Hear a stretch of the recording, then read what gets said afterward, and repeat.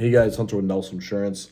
I'm going to go over some things that make up your workers' comp premium and how to get those down. So, right at the bat, your workers' comp is based off of a pretty much a simple math problem. You have three rating factors, and those three things are going to be your class code, your EMOD, and your credits. So, for example, it is always based off a payroll is the base number there. So, if you've got for simple math, you are a trucking company and you got 1 million in payroll. Okay. What they're going to do first off is take that million and times it by the class code.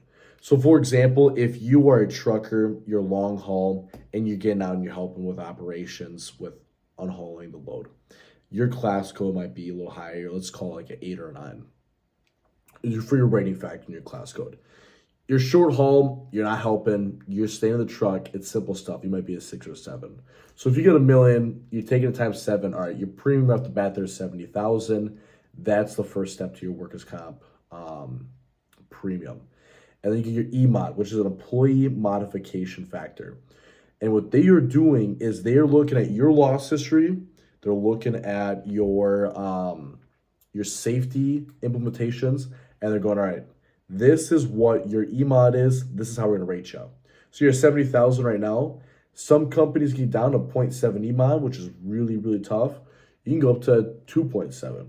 It really ranges on anything. So next, you're 70,000. You're at a 1. You're average. You're not moving.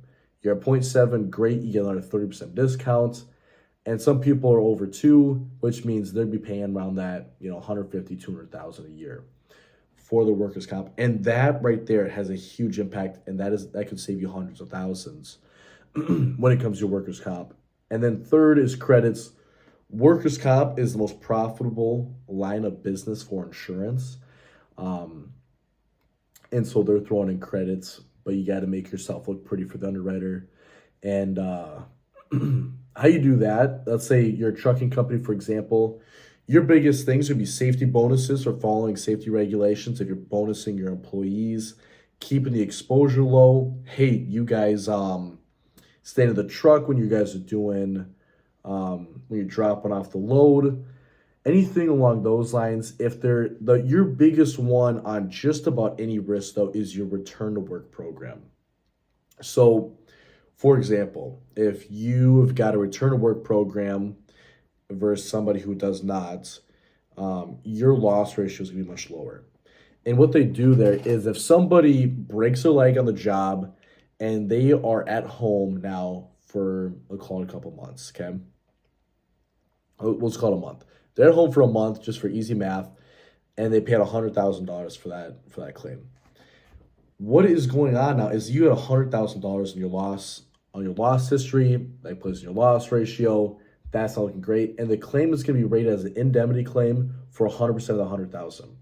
Now, if you've got a return to work program, and also that person's sitting at home for 3 months not doing anything, or for a month not doing anything.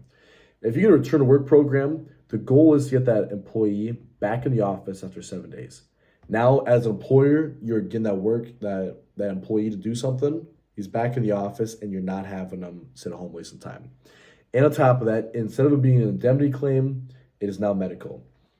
So when you rate a workers' comp claim, there's indemnity and there's medical. Indemnity means they're getting paid for time off. Medical means they're not. It is strictly medical, hospital bills. That's it. After those 7 days, they're back in the office. And sometimes they can be tough. So you can have your employee go volunteer at a nursing home. They can volunteer at the soup kitchen. They can sit and answer the phones.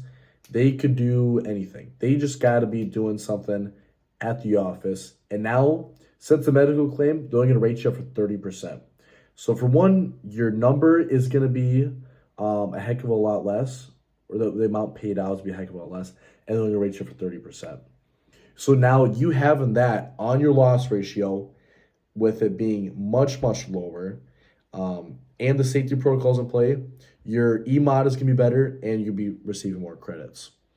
So that's just a little basic deal right there on risk management and how they rate your workers' comp. Those simple pieces of knowledge can save you quite a bit of money on workers' comp. And that's about it. If you guys get any more questions, I do have an agent at our agency who has specialized in workers' comp. She does a lot of manufacturing. She does all sorts of stuff. Her whole idea, and pretty much all of her idea, is sit there, risk manage with you. How do we get your workers' comp lower, and how do we create a business plan so that way you guys are getting the most out of your employees, and then you guys are paying less of workers' comp, and that is our goal. So if you guys get any questions on it, feel free to reach us at our agency, or our website, or anything on those lines. You can call us at 605-275-9700, and we're here to answer any questions you got. Thank you.